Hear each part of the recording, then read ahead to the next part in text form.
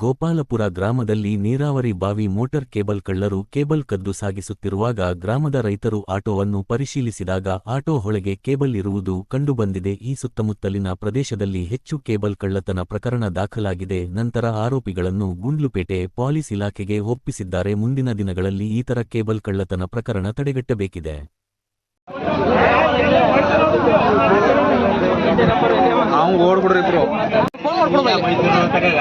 ಗೋಪಾಲಪುರ ಗ್ರಾಮದಲ್ಲಿ ಕೇಬಲ್ ಕಳ್ಳತನ ಮಾಡುವಾಗ ಸಿಕ್ಕಿಕೊಂಡಿದ್ದಾರೆ.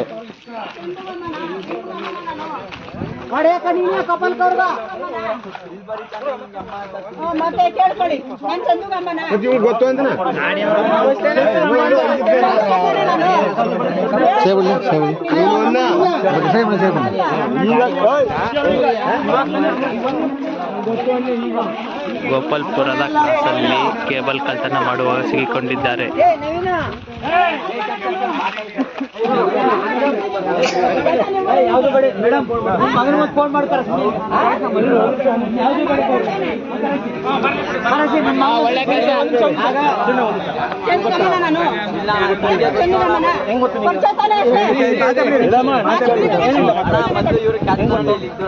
ಮಾತಾಡಿ.